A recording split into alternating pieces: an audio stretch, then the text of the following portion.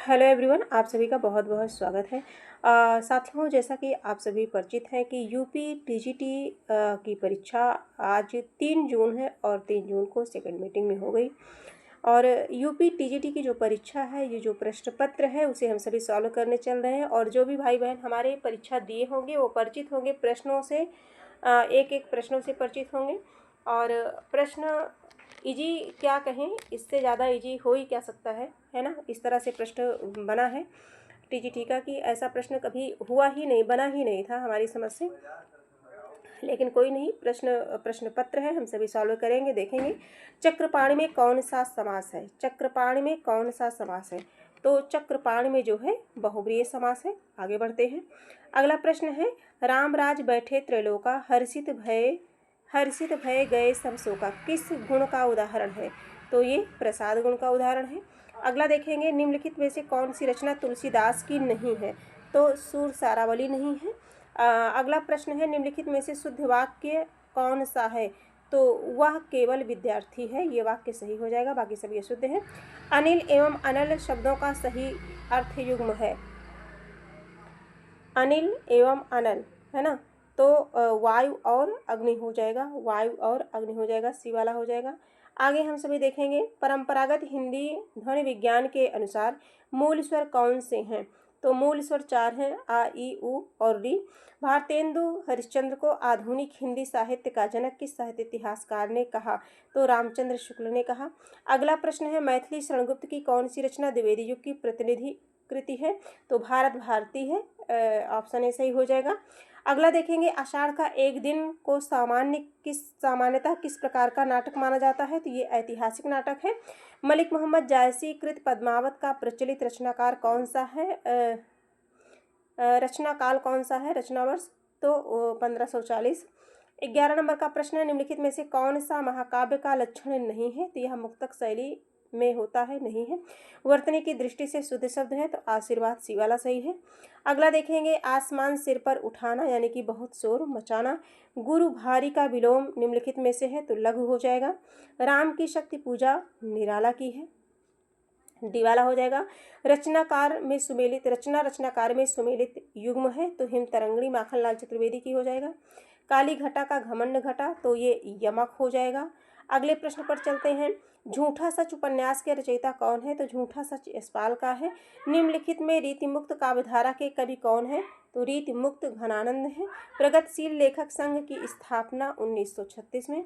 अगला देखेंगे, 21 नंबर का प्रश्न है, निम्नलिखित में से कौन सा उदाहरण करुण रस का है? तो प्रियजन की मृत्यु पर विलाप।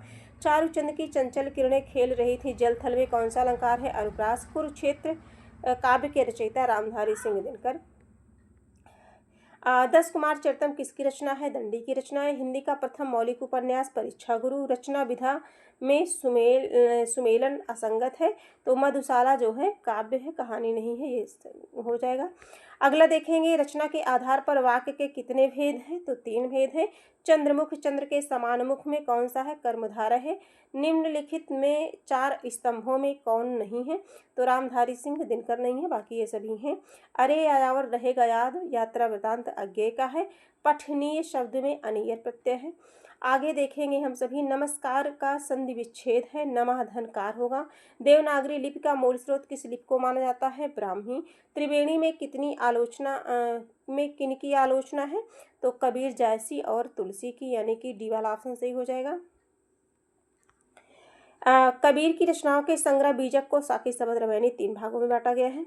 आगे देखेंगे, निम्न में से विदेश शब्द कौन सा है? तो चश्मा है। सूर्योदय का संधि विच्छेद है, सूर्य प्लस उदय, सी हो जाएगा। कामायनी हिंदी साहित्य में किस काव्य रूप के अंतर्गत आती है? तो आख्यानक महाकाव्य के रूप में। आधे अधूरे नाटक के लेखक कौन है? तो मोहन राकेश हैं। समुद्र का पर्यायवाची निम्नलिखित में से नहीं है, तो कूल नहीं है। वीर रस एवं रौद्र रस में किस गुण की प्रधानता है? तो ओज। अगला है, प्रेमचंद्र का अंतिम उपन्यास है, तो गोदान है। आदान ग्रहण का विलोम होगा, प्रदान होगा। राम किस विभक्ति का रूप है? तो प्रथमा विभक्ति का रूप है।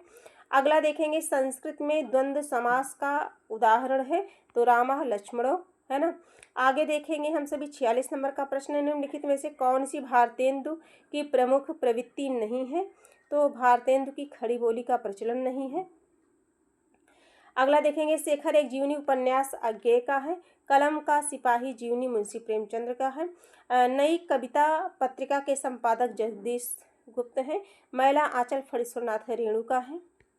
आगे देखेंगे, निम्नलिखित में से कौन निर्गुण भक्तिधारा के संत कवि नहीं है? सूरदास।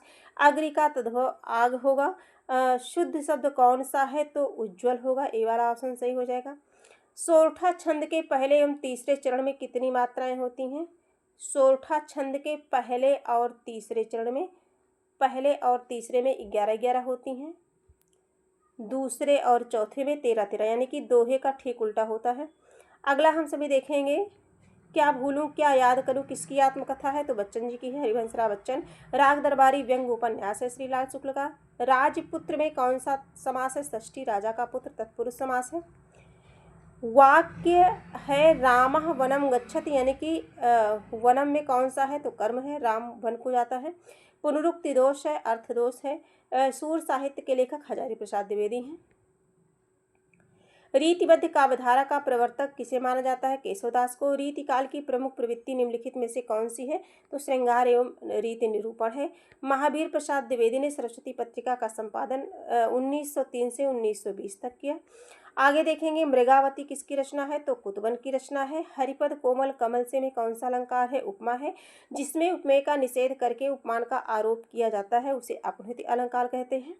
अगला हम सभी देखेंगे, परंपरागत संस्कृत व्याकरण के अनुसार हिंदी में कुल कितने मूल व्यंजन हैं? तो 33 हैं। संविधान सभा ने हिंदी को राजभाषा के रूप में कब स्वीकार किया? 14 सितंबर 1949।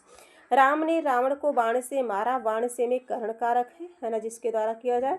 विद्याधन आलय विद्यालय। जयशंकर प्रसाद की कौन सी रचना नहीं है? तो अनामिका नहीं है। परंपरागत मान्यता के अनुसार रामचरितमानस की रचना का आरंभ किस संवत में हुआ? तो 1631 में। सामान्यतः हिंदी का प्रथम मौलिक नाटक किसे माना जाता है? नहुस को माना जाता है। अगला देखेंगे, का वर्षा जब कृषि सुखानी लोकोक्ति का है, समय बीत जाने पर सहायता का कोई लाभ नहीं। चाछा जाझा इया इचवेशा नाम तालु का है। आगे हम सभी देखेंगे, जिस शब्द का प्रयोग सुनने में अप्रिय लगे उसे श्रुति कटुत्व कहते हैं। रचना रचनाकार में कौन नहीं है? तो तार सप्तक हरिवंश राय बच्चन का नहीं है। पृथ्वीराज रासो के रचयिता कौन है? तो चंद्र बरदाई हैं। सरहपा किस साहित्य परंपरा के कवि हैं? तो सिद्ध साहित्य के। भवभूति की रचनाओं में सम्मिलित नहीं है, तो शाकुंतल नहीं है। दोहा छंद के विषम चरणों में, दोहा छंद के विषम चरणों में, इसमें जो है विषम चरणों में पूछा गया है। सम चरणों में, विषम चरणों में 11 होगा, या पहले और जो है तीसरे चरण में 13-13, हाँ ये 13 हो सकता है। ठीक है।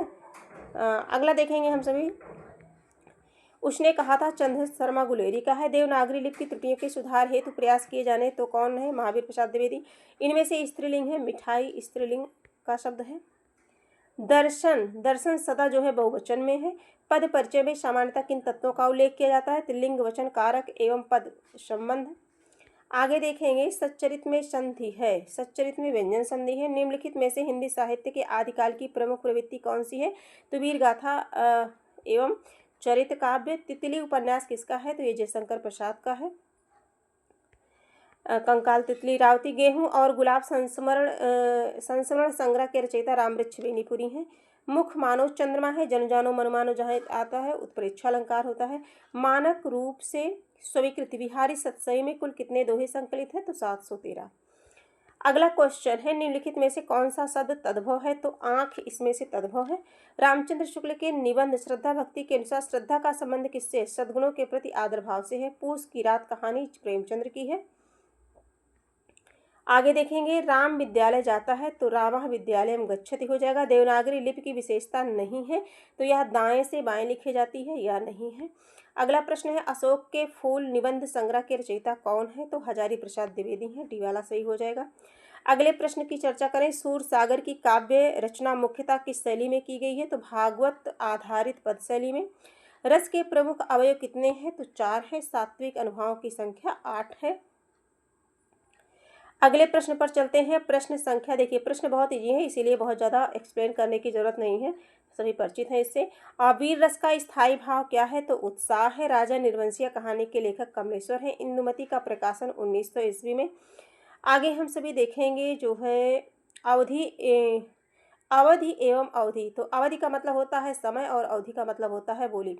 नई कहानी आंदोलन के प्रमुख त्रिकोण माने जाते हैं। मोहन राकेश, जैनेन्द्र यादव, कमलेश्वर।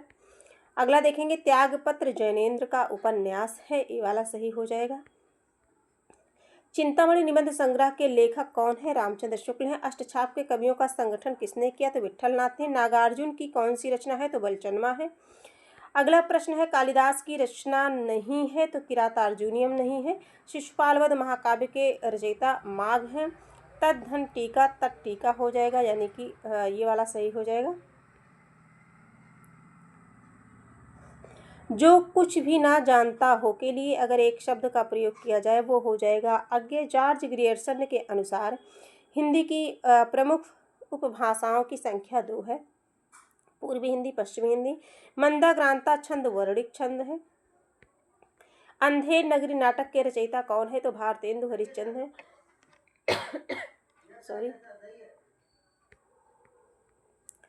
हिंदी साहित्य के प्रारंभिक काल को आदिकाल किसने कहा? तो हजारी प्रसाद द्विवेदी ने। पुष्प का पर्यायवाची सुमन है। जिसकी उपमा ना हो इसके लिए एक शब्द अनुपम है। अनुकरण शब्द में प्रयुक्त उपसर्ग कौन सा है? तो अनु है। महादेवी वर्मा की रचना नहीं है तो ग्राम्या नहीं है। निम्नलिखित में से कौन सा साहित्यकार भारतेंदु मंडल से संबंध नहीं है? तो मैथिली शरण गुप्त। अगला क्वेश्चन है निम्नलिखित में से हिंदी की विभाषा कौन सी है? तो पूर्वी हिंदी है। और पायो जी मैंने राम रतन धन पायो, राम रतन में रूपक अलंकार है। इस तरह से हम लोगों ने 125 प्रश्नों को कर लिया। 2022 में फॉर्म भरा गया था और 2026 में ये परीक्षा जाके हुई। बहुत जूझने के बाद, बहुत बार पोस्टपोन होने के बाद, तो इसका प्रश्न पत्र इस तरह से रहा जिसका कोई लेवल ही नहीं है ना। तो इस तरह से रहा। इस प्रश्नों को जो भी हो, प्रश्न इजी हैं लेकिन प्रश्न है तो हम लोगों ने सॉल्व कर लिया। बाकी किसका कितना गया आप सभी रिजल्ट आने पे पता चलेगा। और अपनी तैयारी को बनाए रखिए। इसके बाद जीएससी प्रवक्ता है, जीएससी प्रवक्ता के बाद भी हो सकता है सुनने में आ रही न्यू वैकेंसी, ठीक है। तो अपनी पढ़ाई जो है जारी रखिए। आज के लिए इतना ही, हम फिर मिलेंगे, तब तक के लिए धन्यवाद।